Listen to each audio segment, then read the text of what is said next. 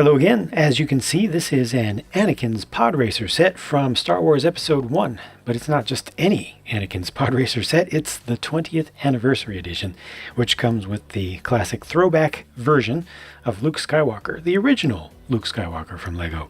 I personally was never a big fan of the pod racing arc in Episode 1, but that's not going to stop me from trying to give you a proper overview of this set. I think it definitely deserves it. Has some very nice elements to it, some very nice aspects, especially these engines I think are done very nicely with a lot of detail and some good builds. You know, you have to put some quality time into putting them together. They use techniques that are not particularly advanced or anything, but it's a nice combination of different types of parts and different colors. Yeah, I feel like I've just never assembled anything quite like them. You know, you do one and then you do the other one basically as a mirror of the first with just a tiny change in there.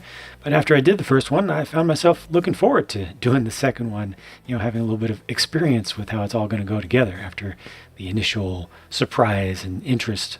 Obviously, these engine inlet vanes are able to be adjusted. They're on ratcheted hinges, which is nice for creating some action poses, so you can individually articulate those. It would be nice to have a little bit finer adjustment of that, so you go in between, just have some subtle movements, but I mean, I guess you can kind of find some in-between spots. It's just not quite legal to do that, but I'll make it legal. Yeah, it's nice to have that option, you know, just to change things up. And on the sides here, you can also open these up so you could imagine breaking something behind there, maybe pop off one of these gold stud pieces to sabotage it, or break this whole thing off if you want to. Yeah, pretty nice construction, I'd say. And there's this clear central structure that holds everything together. They've got, 5 large Technic lift arm pieces, completely crystal clear. Really nice material, not yellowish or anything. I was really happy to see that the quality of the plastic is very good for those, and you know, works pretty well. You get the handle there so you can fly this around properly. It's too bad that more of it couldn't be done with clear parts. You know, it's still very obvious that it's there. It's still very present, especially with this right here, and also the base, you know, to keep it upright. It's a little bit difficult, or would be a little bit difficult, to take all of that out.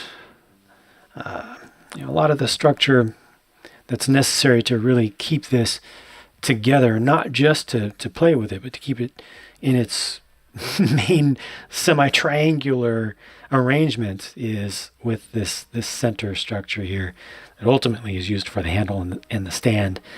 So if you wanted that to not be there, you'd probably have to do quite a bit of customization. But, you know, keeping in mind that this is done as a toy and not as a plastic display model, I think it's a pretty nice job that they've done here. And they did a pretty good job to keep that hidden away. It's easy enough, I think, to at least imagine that all of this isn't there. I think the use of tan there is not something that I would have tried. I would have strictly stuck to the light gray, just automatically, but I think it actually was a good idea here. Those probably are less visible than gray ones would be, although I don't know if they still make the gray ones now that I think about it. Maybe that wasn't a conscious decision. Either way, it's not bad looking. The pod itself is not bad looking either.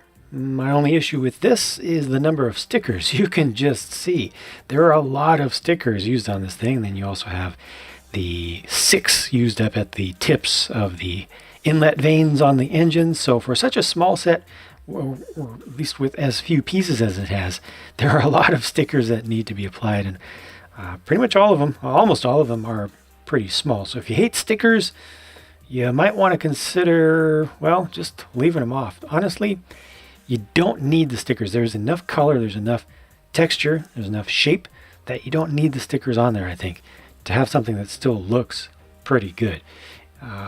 Anakin is not able to hold on to the control levers there very well. You can actually move them forward a bit in there, but it's just difficult to get the hands to fit around there. The length of the hand is not compatible with that arrangement of those pieces. You can rotate them 90 degrees but just as it's designed here, you have to have his hands going up to them, but not actually grasping them.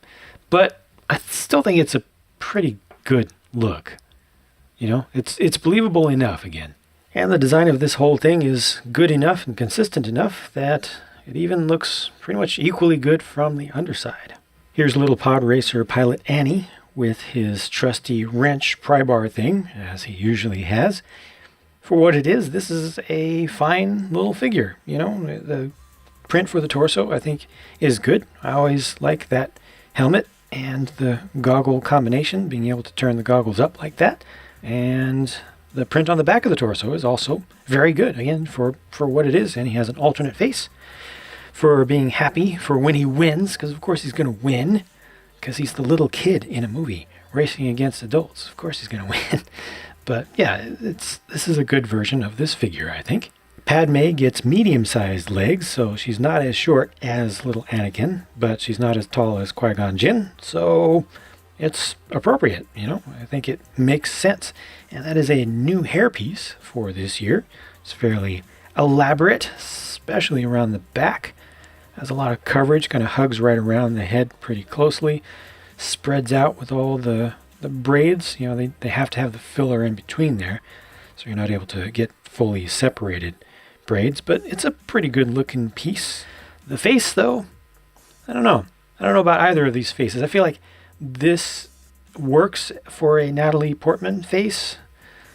This one, not so much. I think this is a more useful expression. This one, maybe not as much, but yeah, that's what we get. And then here's the 20th anniversary edition Luke Skywalker, based on the 1999 X-Wing release. And then here's the 1999 X-Wing release. The old one is on the right, the new one's on the left. These are supposed to be identical, and the new one's supposed to be an exact replica, they say on the box. It can't be an exact replica because they don't do the old gray anymore.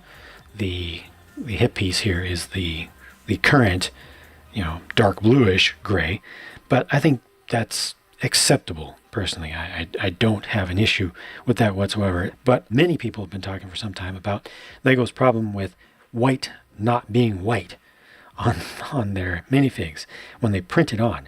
And this is a great example because here we see that 20 years ago, they did a better job, a significantly better job.